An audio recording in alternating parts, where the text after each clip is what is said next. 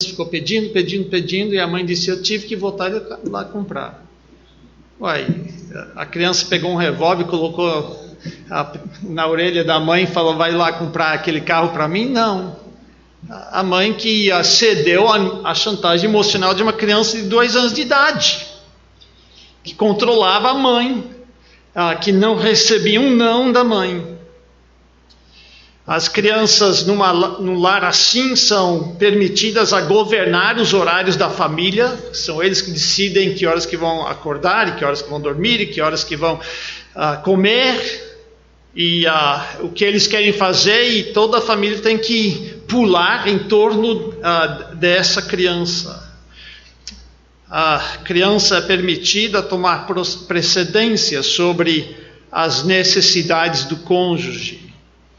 Eu tinha uma colega, 2 colegas, viajei com eles, e eles se casaram, e eu acho que ela correu atrás dele tanto que ele a pegou, alguma coisa dessa natureza. Ele descobriu que realmente ele sentia falta dela, e eles têm um lar muito, muito bom. Eu não quero dizer que eles são assim, mas eu lembro quando nasceu o primeiro filho deles, ela nos escreveu uma carta. Anita e eu participamos do casamento deles, e ela nos escreveu uma carta onde ela assinou o nome dela, o nome do filho e depois o nome do marido. E ela disse: está vendo como que as coisas mudaram agora, as prioridades? Agora eu acho que não ficou assim. Eu sei que eles têm um lar muito temente ao Senhor, e não ficou assim. Mas eu pensei: olha, eu acho que estava conversando com o pastor ontem, a gente começa, nós dois, tem um monte de filhos, e termina nós dois. Anita e eu já estamos nesse processo. Começamos nós dois, tivemos 2 filhos, e agora é nós dois de novo. E até os netos vir, só nós dois, e quando os netos via de vez em quando só, né? Mas num lar onde a criança domina, a criança tem precedência sobre as necessidades do cônjuge, tem um voto igual ou maior nas decisões.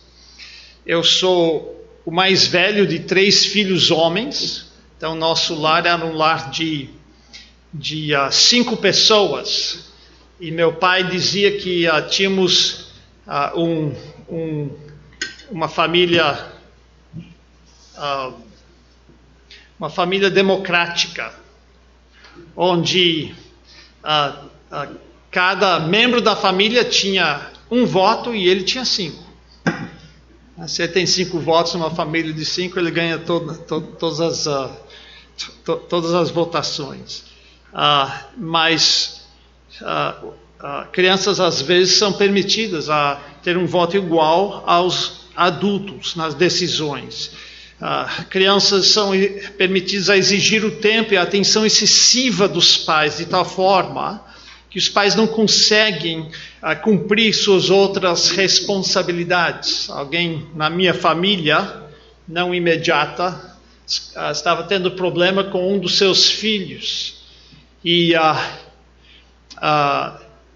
contou que teve uma vitória. Levou 45 minutos para conseguir finalmente convencer o filho, que tinha 4 anos de idade e que não tinha mentalidade para decidir nada. 45 minutos para convencer o filho a fazer o que ela mandou. Eu posso garantir que meus pais nunca levaram 45 minutos para me convencer a fazer nada. E nem eu levei 45 minutos para convencer meus filhos. Crianças nesse lar são permitidos a falar com os pais de igual para igual.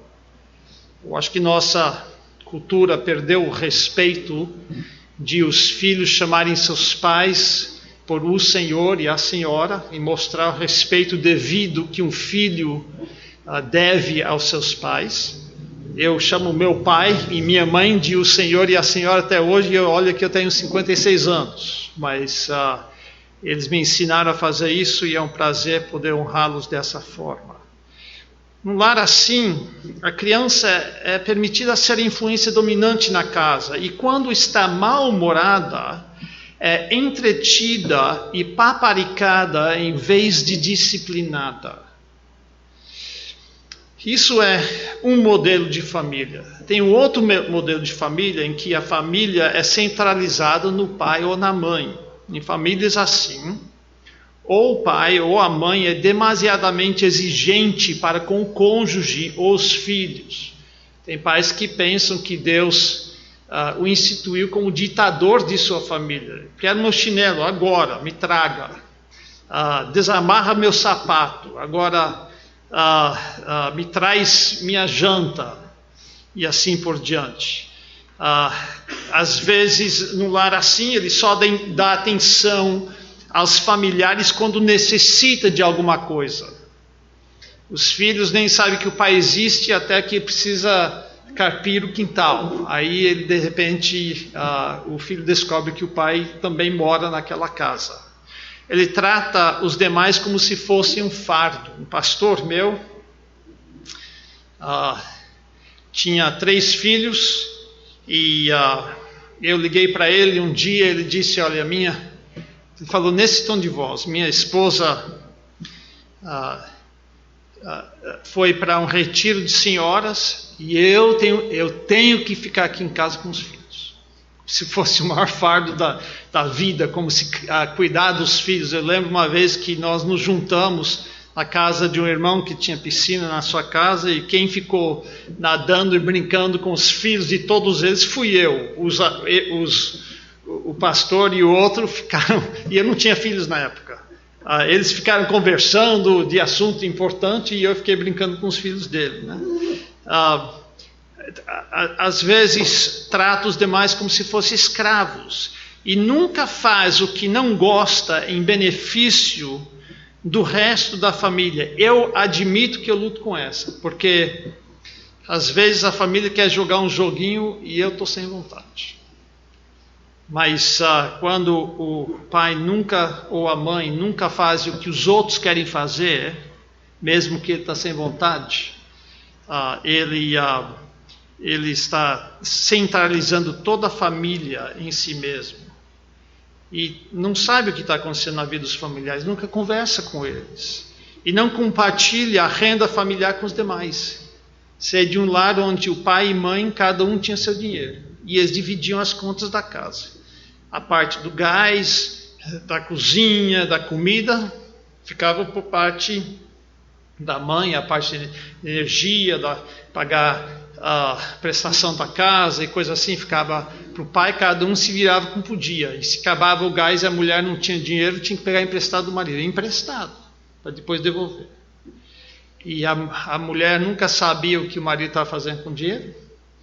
Ele fazia uma gambiarra na energia para que... Isso é em São Paulo, gente. A gente tem chuveiro elétrico lá em São Paulo, que é frio. Ele fazia um jeito que o chuveiro conseguia ficar ligado uns 3 minutos ou 4, depois queimava o fusível. Isso é para ninguém gastar muita energia e ficar tomando banho comprido. E como você pode imaginar, esse lar não foi lá muito feliz. Mas o modelo correto não é nenhum nem o outro. O modelo correto é uma família centralizada em Deus. Nós vimos isso um pouco ontem. Esta é uma família em que todos conhecem o seu relacionamento para com Deus e com os demais. Em Marcos capítulo 12, você não precisa olhar lá, alguém chegou a Jesus e perguntou a ele qual é o primeiro, o principal de todos os mandamentos.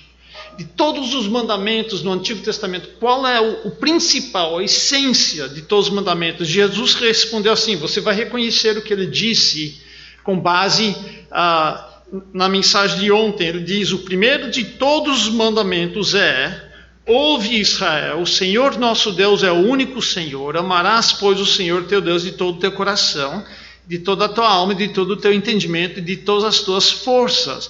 Este é o primeiro mandamento. Então é uma citação da passagem que nós olhamos ontem. Deuteronômio 6, 4 e 5. Ele diz, esse é o principal, o maior de todos os mandamentos. Mas ele não parou ali.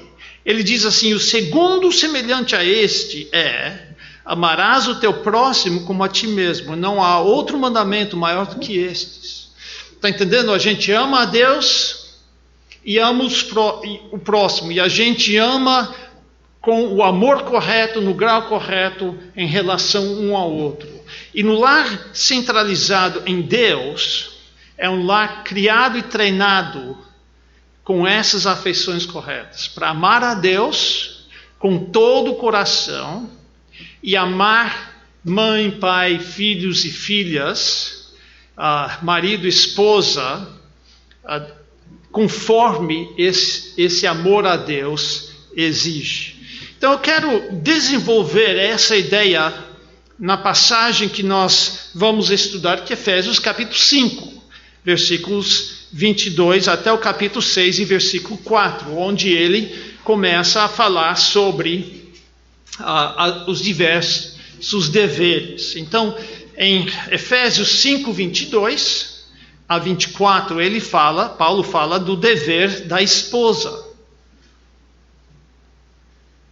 E diz assim, vós mulheres, sujeitai-vos a vosso marido como ao Senhor, porque o marido é a cabeça da mulher, como também Cristo é a cabeça da igreja, sendo ele próprio o salvador do corpo. De sorte que, assim como a igreja está sujeita a Cristo, assim também as mulheres sejam em tudo sujeitas a seu marido. Então, aqui a gente percebe que o principal dever da esposa é submeter-se ao seu marido. O que é esse submeter? Hoje em dia é quase um palavrão, né? Eu me submeter aqui a ele? Você está brincando. Mas deixe-me falar em primeiro lugar que não é. Primeiramente, não é escravidão. Se você já leu Provérbios 31, de 10 a 31...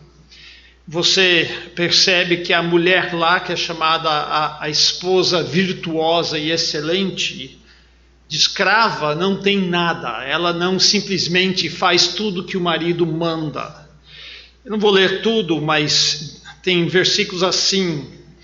Ela busca lã e linho e trabalha de boa vontade com as suas mãos. É como o navio mercante, de longe traz o seu pão. Ainda de noite se levanta e dá mantimento à sua casa e a tarefa às suas servas. Isso me parece uma empreendedora, uma administradora da mais alta qualidade, porque o lar dela funciona como uma excelente empresa. Ela tem iniciativa, opinião, sabedoria, não fica só na cozinha e cuidando dos filhos. Diz que ela examina uma herdade e adquire-a, planta uma vinha com fruto de suas mãos. É uma mulher de visão, que tem iniciativa, que tem ideias, que contribui para o lar, que não fica, sim, benzinho, o que você quer, benzinho? Sim, você manda, eu faço. Não, essa não é a ideia de submissão. Não significa repressão de suas opiniões e vontades, ou de suas habilidades. E também não é uma questão de inferioridade ao marido. Aos olhos de Deus, não há distinção entre homens e mulheres. 1 Pedro, capítulo 3, lá para o versículo 9 ou 10, diz que ela é co-herdeira junto conosco. E se os homens não tratar sua esposa bem, suas orações vão ser interrompidas. E em Gálatas 3, 28... Paulo diz, nisto, isso é em Cristo, não há judeu nem grego, não há servo nem livre, não há macho nem fêmea, homem nem mulher, porque todos vós sois um em Cristo Jesus. Então, aos olhos de Deus, somos iguais. Então, mas existe aqui essa tarefa, que a mulher tem o dever de ser sujeita a seu marido. Se não é nada disso, o que é? primeiro eu quero falar com os homens. É a responsabilidade da mulher. Aqui não diz que o homem precisa exigir a submissão de sua esposa. Certeza, precisa ensinar a sua esposa. Ele é o líder. A pergunta é que tipo de líder ele é, mas a Bíblia nunca diz para ele exigir isso de sua esposa. Ela tem que se submeter, tem que ser uma coisa voluntária, senão não. Mas veja que também é uma questão espiritual, e é isso que eu quero que vocês percebam em todos esses deveres. Ele diz aqui: vós mulheres, sujeitai-vos a vosso marido como ao Senhor. Está percebendo isso? Por que você deve submeter-se ao seu marido? Não porque ele é bom, porque ele é sábio, porque ele é bonito, porque ele é mais forte do que você, não porque ele merece a sua submissão. Eu já vi cada homem cafajeste que maltrata sua esposa, e Deus não muda a tarefa por causa disso. Por que ela submete a seu marido? Porque ela ama o Senhor. Submete-se a seu marido como você submete ao Senhor. Você faz isso porque você é submissa a Deus, não porque Ele merece, necessariamente. E eu quero também acrescentar uma coisa, que é um conceito positivo. A submissão da mulher realmente devolve liberdade, dignidade e utilidade para a mulher. Eu ouvi um humorista que tinha um quê de cristão. Nem tudo que ele falava era cristão, mas ele fala de uma vez que ele estava no ônibus, no trem, não sei o quê, no metrô, e ele estava sentado, entraram duas mulheres, ele diz duas feministas. Aí ele levantou para dar lugar para elas sentar. Aí elas reclamaram: não, você está nos tratando como se a gente fosse frágil, o que você pensa que é? Ele disse assim para elas: ô minha querida, é que meu pai e minha mãe sempre me ensinaram a dar lugar para as mulheres, tratá-las com respeito. Ele diz: mas você faz o que você quer, só que não mexe com a minha mamãe. Ele está falando da sua esposa. Não mexe com a mamãe, porque a mamãe, ela levanta quando ela quer, se ela quer, senão ela fica dormindo. Ela não tem que ir lá trabalhar e se ralar todo dia. Ela tem empregados para fazer isso. Não mexe com a mamãe, deixa ela em paz.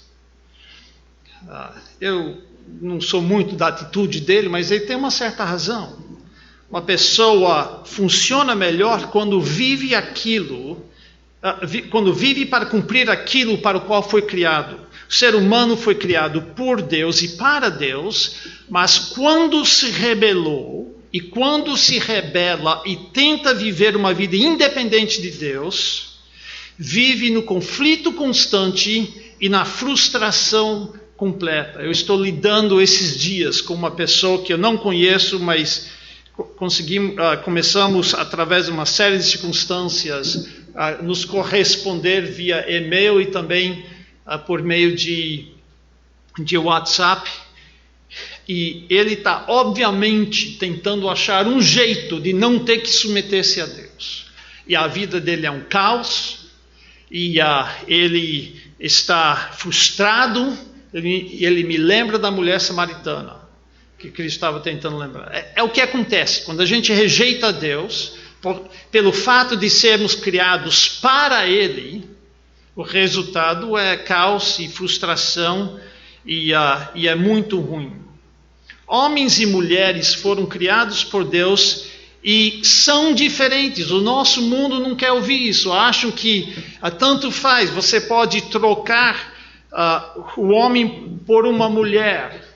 E que tanto faz. Aliás, se você cansou de ser homem, você pode escolher ser mulher. Em nosso dia tem isso também. Alguns tempos atrás, um homem que eu saiba, provavelmente pró-feminista, mas era um engenheiro no Google. E eles estavam, a gente precisa de mais mulheres e tal e tal e tal. E ele escreveu uma carta, um e-mail para a companhia muito bem escrita, talvez um pouco seco. Engenheiros tendem a ser secos. Não sei se tem engenheiro por aqui, mas o engenheiro vê tudo, né? Tudo contadinho e medido e tudo nos números. E ele disse, olha, homens e mulheres são diferentes. Não tem tantos programadores mulheres, porque mulheres tendem a não gostar disso. Eles não escolhem a engenharia como carreira, mesmo que pudesse. Não é falta de incentivo. E você vai causar problema fazendo isso. Ele foi demitido, só por escrever isso. Ele citou números, ele citou estudos, ele citou ciência. Não querem saber disso hoje em dia. Mas homens e mulheres são diferentes. Deus criou, você pode ler em Gênesis 2, a mulher para ser o quê? A auxiliadora idônea do seu marido. E a gente percebe isso na relação entre marido e mulher. Ele não diz aqui que a mulher precisa se submeter a todos os homens, mas tem que se submeter a seu marido. Por quê? Porque homens tendem a ser muito mais voltados para o seu trabalho e mulheres muito mais voltadas para o seu lar, mesmo quando a mulher trabalha fora. E quando uma mulher entra no mundo de homens, ela vai trabalhar junto com os homens, ela perde sua dignidade de mulher e ainda sofre pressão indevida por parte de homens descrentes, além de não conseguir se desvencilhar dos cuidados do lar que achava que estava deixando para trás. Então eu vou lá trabalhar e meu marido vai me ajudar em casa. Pensa de novo. Você acha que seu marido... Ele, tá bom assim, mas não tá bom. Você percebe isso porque você é mulher. E ele volta satisfeito do trabalho porque conseguiu desempenhar bem o seu serviço. E você volta frustrada porque fulano deu de cima de você e Beltrano te tratou com rispidez e ainda você chega em casa e tem que fazer janta. E as crianças estão mal-humoradas porque ficaram longe da mãe o dia inteiro. Você está tentando fazer o serviço ou viver no mundo que foi criado para homens. Não estou dizendo que mulheres não são dignas de trabalho fora, que são menos inteligentes, nada disso. Quando eu digo que a esposa é auxiliadora idônea do marido, olha que tem marido que precisa de muita ajuda. Conheço um casal, um lindo casal, aliás, ele está no hospital já faz quase 5 semanas. Eles chegaram ao Brasil no mesmo ano que nós chegamos, só alguns meses depois. E ela é, obviamente, a pessoa mais inteligente naquele relacionamento. Mas ele é o líder. E ela é submissa a ele. Mas olha o que seria ele se não fosse ela. Eles tiveram um ministério muito frutífero aqui no Brasil. E muito abençoado por Deus. Então não é uma questão de inferioridade. Ouvi essa semana um podcast onde uma mulher estava descrevendo como era ser a única mulher num escritório cheio de homens e como ela era tratada lá. Ela reclamou dos homens. Mas imagine comigo como seria um homem viver a vida doméstica, cuidando do lar e dos filhos, como se ele fosse a esposa dentro da casa. As piadas viraram filmes. E são muito engraçados. Eu já assisti muito desse filme, onde o homem tem que cuidar dos filhos e ser mãe, e fazer o almoço, e as piadas são muito engraçadas. Então, não pense que é inferior, não é. Jesus Cristo é coigual com o Pai.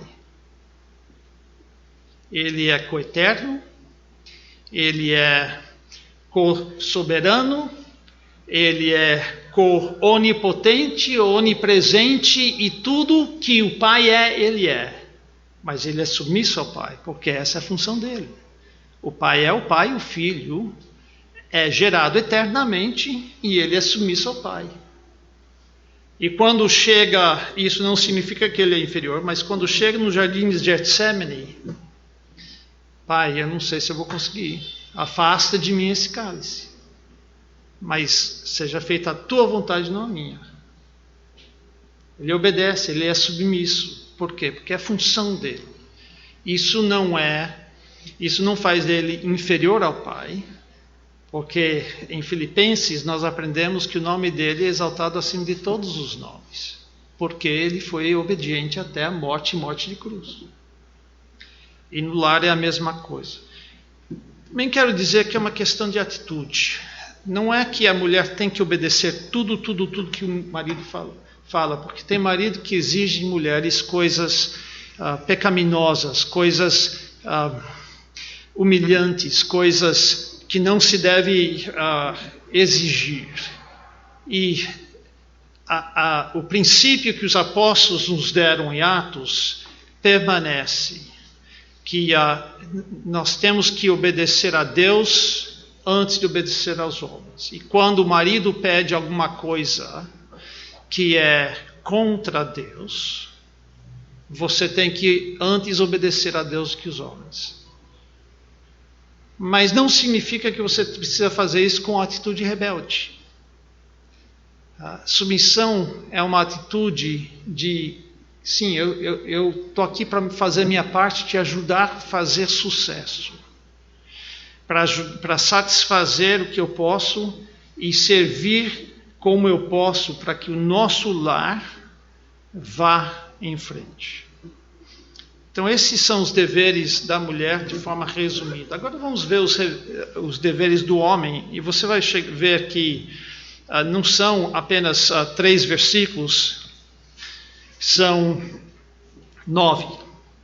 Começa no versículo 25. Vós, maridos, amai vossa mulher, como também Cristo amou a igreja, e a si mesmo se entregou por ela, para a santificar, purificando-a com a lavagem da água pela palavra, para apresentar a si mesmo igreja gloriosa, sem mácula nem ruga, nem coisa semelhante, mas santa e irrepreensível.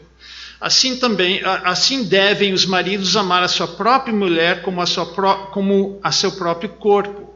Quem ama a sua mulher ama-se a si mesmo, porque nunca ninguém aborreceu a sua própria carne, antes a alimenta e sustenta, como também o Senhor a igreja, porque somos membros do seu corpo. Por isso deixará o homem seu pai e sua mãe, se unirá à sua mulher, e serão os dois uma só carne. Grande é esse mistério, digo, porém, a respeito de Cristo e de sua igreja. Assim também vós, cada um em particular, ame a sua própria mulher como a si mesmo, e a mulher reverencie o seu marido. E aqui, o dever principal do marido é amar a sua esposa. Agora, nota no versículo 21, quando ele está apresentando tudo isso, ele diz, sujeitando-vos uns aos outros no temor do Senhor. E eu tinha uma colega no seminário muito dominante, que dizia, está vendo, o marido tem que se submeter à sua esposa também. Sim, mas a submissão é diferente. A mulher se submete ao seu marido com reverência, dando respeito ao seu marido, dando obediência. O marido se submete à sua esposa amando-a. amando-a, como Cristo amou sua igreja. Então, o que é isso? Vamos falar do que não é. Não é abdicar sua liderança na família. Não é dar à esposa tudo que ela quer e nem é nunca contrariar sua esposa. Aliás, nós temos um surto de maridos coluna de linguiça que nunca dizem não para sua esposa, nunca tomam a liderança, nunca decidem. A mulher quer qualquer coisa, menos essa indecisão. Decide. E o marido fala, não, se você quer. E às vezes o marido não controla a esposa no sentido... Cada lar é um lar, né? Tem lares que o Gastão é o marido, mas tem lares que a Gastona é a esposa. E o marido se ralando, mas não tendo coragem para dizer para a mulher, não, nós não vamos gastar nisso agora, nós não temos isso para gastar. Ou, nós não vamos para esse lugar, nós vamos para aquele lugar por esses motivos. Eu estou tomando a decisão. O marido que ama sua mulher, ele não abdica da sua liderança. Ele pode não ser culpado por tudo que acontece, mas ele é responsável por tudo que acontece dentro do lar. Ele vai responder a Deus pelo que acontece, mesmo que ele não tenha culpa. Pode ser que o navio afunda porque o timoeiro desobedeceu a ordem do capitão. Mas quem é que vai responder para o admiral? É o capitão, não o timoeiro. Mesmo que ele não seja culpado, ele vai responder, ele é responsável. E da mesma forma, dentro do casamento. Então, o que é amar a sua esposa? Primeiro, é a responsabilidade do marido. Mulheres, é muito mais fácil amar uma mulher que apoia o marido, que submete ao marido, mas não é sua responsabilidade amar seu marido, fazer que seu marido ame você. É responsabilidade do homem. Da mesma forma, homens, é muito mais fácil sua mulher submeter-se a você quando ela sabe que você ama ela e que você está disposto a se sacrificar por ela. E mesmo quando é desagradável, você está ali por ela para defendê-la. Então, o que eu quero dizer com isso é que Deus nunca manda a mulher exigir o amor do marido. E mais uma vez, é uma questão espiritual. É uma questão do nosso amor para com Deus. Por que eu tenho que amar minha esposa? Porque Deus me deu minha esposa. E porque Ele me manda amá-la. O amor do marido não tem nada a ver com o que a esposa faz por você. Ela pode ser uma bruxa, minha esposa não é. Mas ela pode ser uma bruxa em casa e você tem o dever de amá-la mesmo assim. Ela não tem nada a ver com a beleza dela. Não tem nada a ver com aquele sentimento que você sentiu quando estava namorando ou noivado. O amor do marido é um dever e tem a ver com a demonstração do amor de Cristo à igreja. Pensa comigo o fato que naquela época muitos casamentos eram arranjados. O marido e sua esposa se conheciam às vezes no dia do seu casamento. Quem fazia o casamento, que arranjava o casamento, eram os pais. Isso não fez com que Paulo colocasse uma exceção aqui. Marido, ama sua esposa, a não ser que seus pais escolheram mal por você.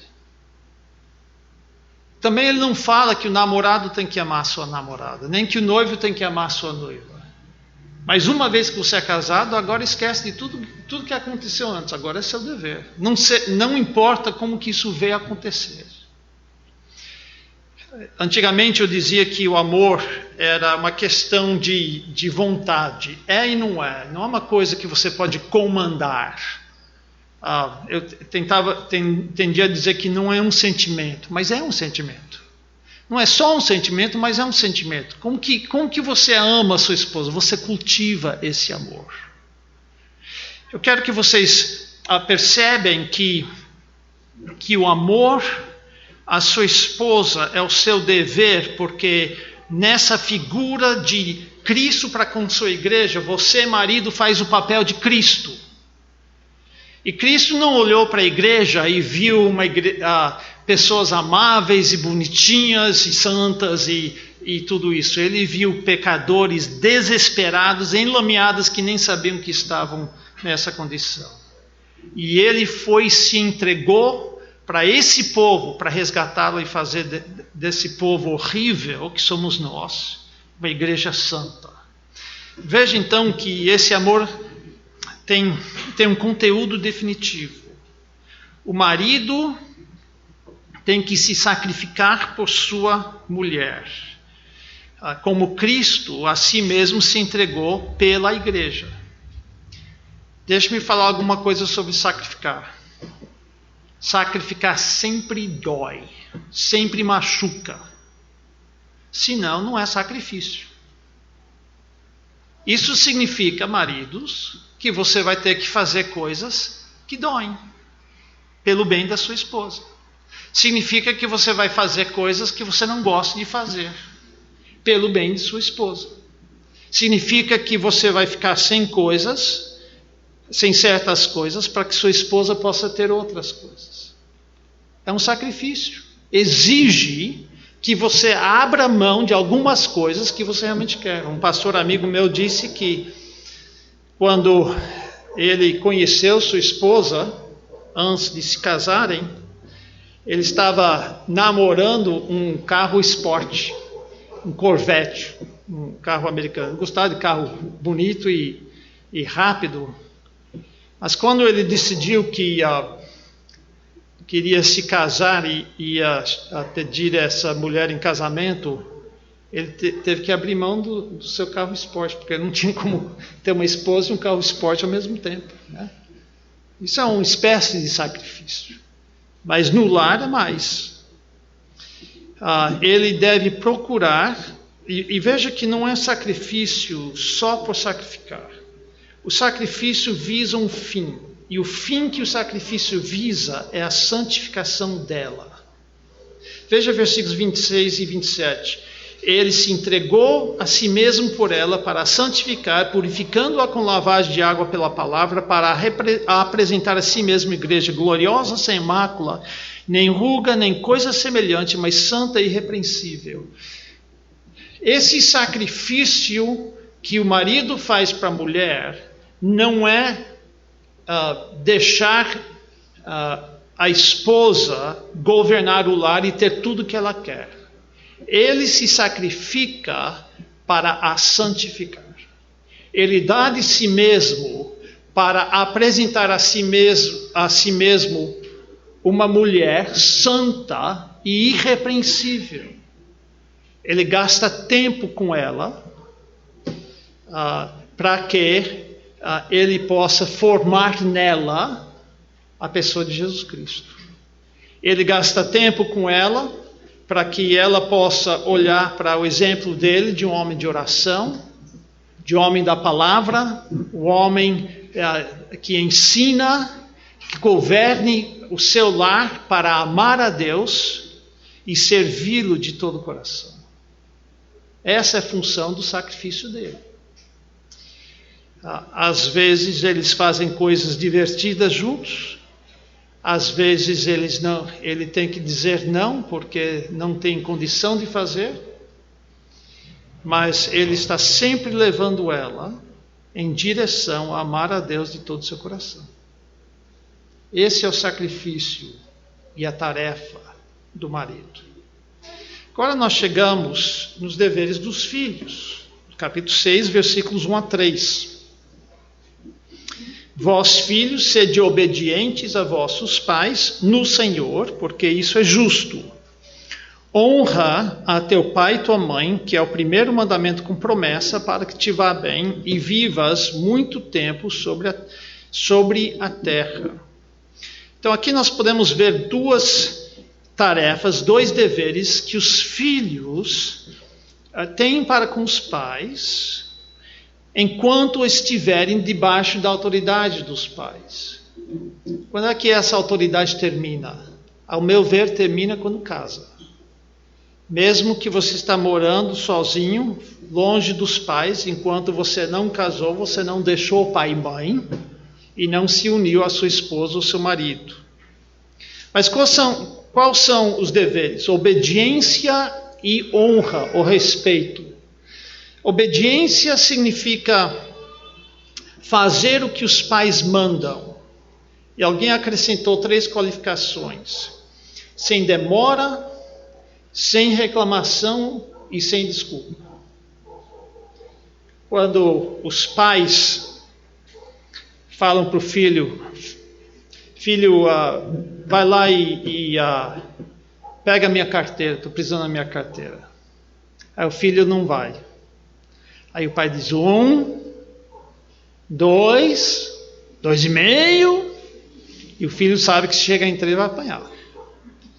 Mas deixe-me dizer uma coisa, que o pai que age dessa maneira está treinando o filho a desobedecer. Porque a obediência diz, sim senhor, pego agora. E vai lá e pega. Imagina quando o filho está lá brincando, e aqui no Amazonas tem muito, de repente você vê uma cobra venenosa, uma jararaca, coisa assim. E você fala assim para o seu filho, você não quer que ele entre em pânico, mas você quer que ele venha. Filho, vem cá.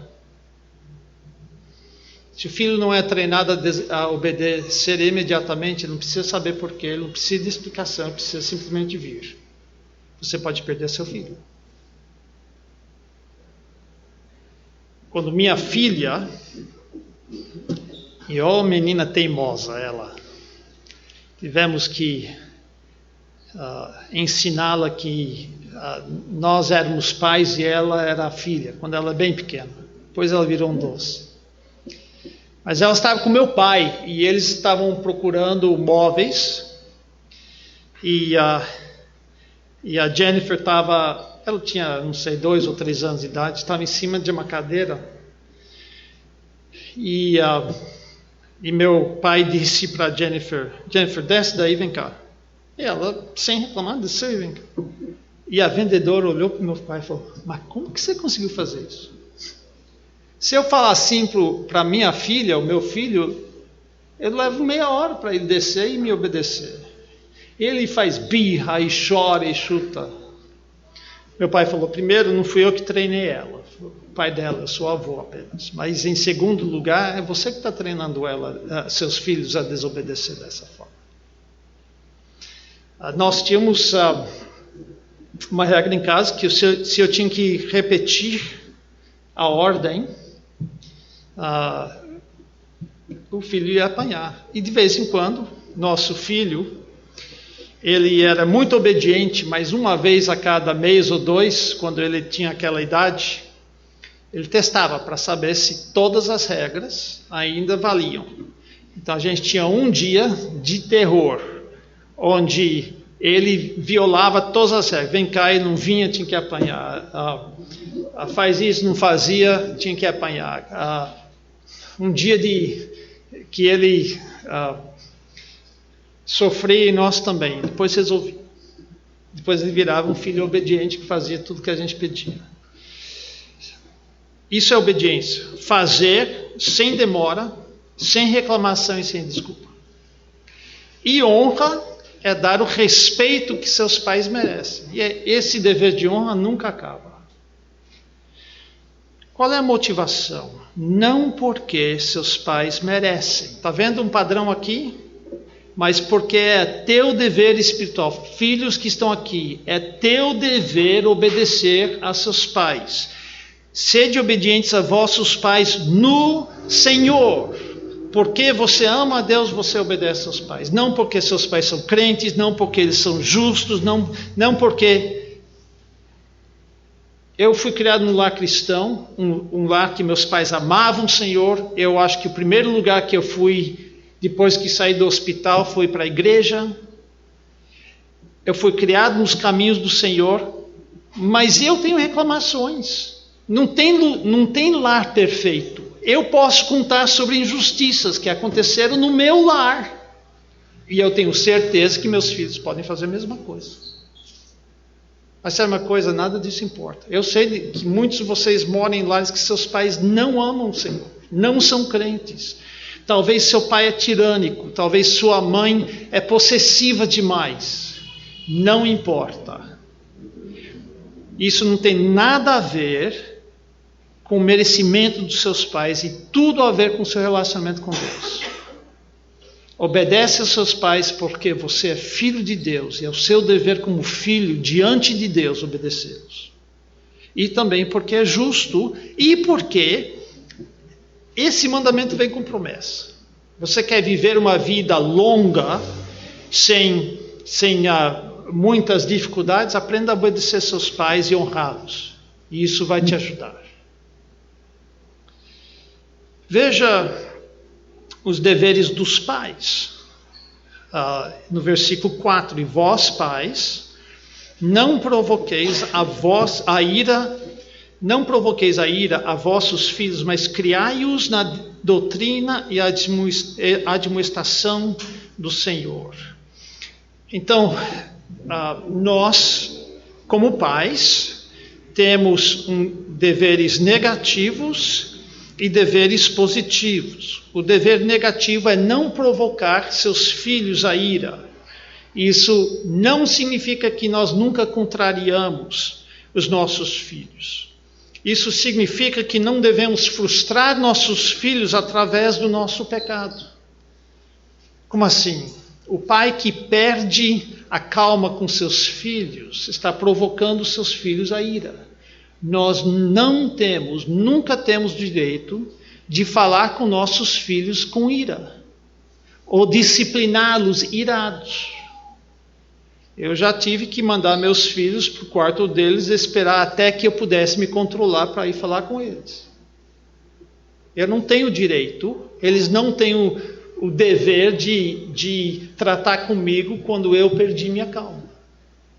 Nós provocamos nossos filhos a ira quando as regras e as normas não são claras e quando não são guardadas. Se a regra depende do meu humor. Hoje eu chego em casa, tive um bom dia no emprego, chego em casa, brinquedo para tudo que é canto, e eu acho engraçado, eu brinco com meus filhos. Amanhã eu chego em casa e não deu nada certo, eu piso num carrinho que está fora do lugar e eu brinco com meus filhos. Mas ontem podia e hoje não pode? Isso deixa qualquer filho irado. Quando a gente promete e não cumpre. Diversas maneiras que nós pecamos contra nossos filhos e isso provoca nossos filhos a ira. Eles não são nossos escravos. Nós não temos o direito de pecar contra eles e provocá-los a ira. Mas nós temos 2 deveres positivos. Um é criá-los na disciplina do Senhor. Isso fala de aplicar a vara da sabedoria no traseiro de insensatez. Criá-los na admoestação do Senhor. Eu sei o que a lei brasileira diz. Eu também sei o que a Bíblia diz. Nós não podemos espancar nossos filhos. Nós não podemos bater de uma forma que o machuque. Nós não podemos bater de uma forma excessiva. Mas Deus fez um lugar muito seguro, que dói quando aplicada disciplina naquele lugar, sem machucar. E a Bíblia nos ensina a aplicar a vara para aquele lugar, mas não fazer isso de forma excessiva. Para me contar, porque eu descobri logo que era fácil perder controle quando eu estava disciplinando meus filhos. E a primeira coisa que eu fiz é impus um limite. Eu sempre... primeiro era uma operação muito, muito calma, não tinha gritaria. E eu treinei meus filhos, quando eles eram pequenos ainda, a ir para a cama e deitar em cima da cama e tirar qualquer proteção do traseiro, ou com cinta, ou com uma colher, ou às vezes, lembra daquela, não aquela mata-mosca que a gente tem hoje que é eletrificado, mas aquela outra mata-mosca que a gente tinha de plástico, aquilo arde, mas não machuca. Então a gente usava isso. Minha sogra conta que eles estavam em casa com meus filhos, Anita e eu estávamos, eu acho que era nosso aniversário de casamento, a gente estava namorando num restaurante e tal, e minha sogra disse, alguém pega para mim a mata-mosca. E meu filho disse, para quem? Para quem? Pensou que alguém ia apanhar. Não era. Era porque tinha uma mosca que tinha ser morta, né? Eu contava 10. Eu contava em voz alta e o filho sabia que ele ia apanhar 10 vezes, ou a filha, e eu não ia exceder isso. Agora, eles também tinham que chorar, porque se não estava chorando é porque não estava doendo. Não tinha gritaria, não tinha nada disso. A Bíblia nos instrui a fazer isso. Agora, qualquer abuso, qualquer espancamento, eu tenho irmãos da igreja que contam que a mãe pegava o cinto e não era o lado do couro, não, era o lado da fivela e batendo onde ia cair. Isso não pode, gente, isso machuca. Mas a criança aprende quando nós, com calma, obedecendo às ordens de Deus, aplicamos a vara do traseiro da insensatez. Mas também criá-los na admoestação do Senhor, que é aquele ensinamento que nós aprendemos, falar das coisas de Deus quando levantam, quando deitam, quando andam pelo caminho, quando está sentado em casa, quando está comendo uma refeição. E aqui eu quero colocar uma perspectiva, porque ele diz que nós precisamos criá-los na doutrina e admoestação do Senhor. E aqui é uma perspectiva, e eu aprendi isso com um livro excelente. Aliás, se você fosse me perguntar os melhores livros sobre criação de filhos, eu falaria um deles, pela editora Fiel, Pastoreando o Coração da Criança, escrito por Ted Tripp. Para mim foi seminal, quando eu estava criando meus filhos. O outro, que trata do assunto de ontem, é Guarde-os do Mal, por David DeBrain, pela editora Batista Regular. E um dia, se Deus permitir, vai sair um pela editora Batista Regular, chamado Alimente-os com a Verdade, sobre o que é que você deve ensinar para os seus filhos. Esses 3 livros eu acho importante. Mas eu aprendi com Ted Tripp, Pastoreando o Coração da Criança, essa perspectiva, que os pais são apenas agentes de Deus na vida dos seus filhos, são apenas representantes de Deus na vida dos seus filhos. Novamente, a questão é uma questão espiritual. Quando o filho faz arte e o pai explode, ele está demonstrando que ele está bravo, não que Deus exige a obediência do filho. Então, quando eu explodo e fico com raiva dos meus filhos, eu estou mostrando para o meu filho que ele me ofendeu, não que ele ofendeu a Deus. Que eu estou bravo e que eu vou me vingar dele, não que ele desagradou a Deus. Quando eu não corrijo o erro do meu filho, eu estou ignorando a responsabilidade que Deus me deu. Deus me exige. Você quer que seu filho vive por muito tempo?